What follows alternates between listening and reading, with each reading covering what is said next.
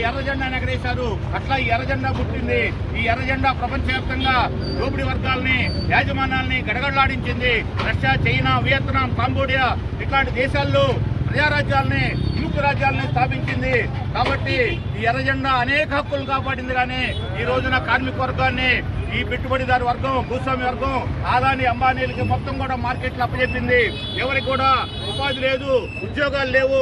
ఈ రోజు మళ్ళీ తిరిగి 12 గంటల పని దినాన్ని ఈ పెట్టుబడిదారు వర్గం ప్రవేశపెడతా ఉన్నది. కార్మికులు రోజు రోజు తమ యొక్క జీవన ప్రమాణాలను కోల్పోతున్నారు. ఆదాయాలు తగ్గుతున్నాయి, ఖర్చులు పెరుగుతున్నాయి. ఈ రోజున విద్య, వైద్యం ఇవన్నీ కూడా ప్రైవేటీకరణ జరుగుతున్న పరిస్థితి ఉంది. హాస్పిటల్లో కూడా పోతే లక్షల రూపాయల ఫీజు వసూలు చేస్తున్న పరిస్థితి ఉంది.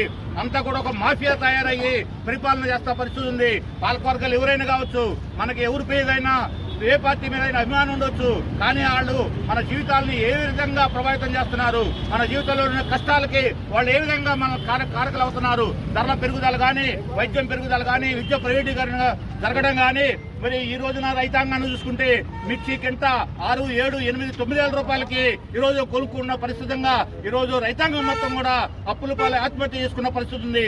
మొన్ననే మేము ఇక్కడ రాస్తారోగు చేశాం. దాదాపుగా ఉదయం 9 గంటల నుంచి 1 గంట దాకా ఇక్కడ రాస్తారోగు చేశాం.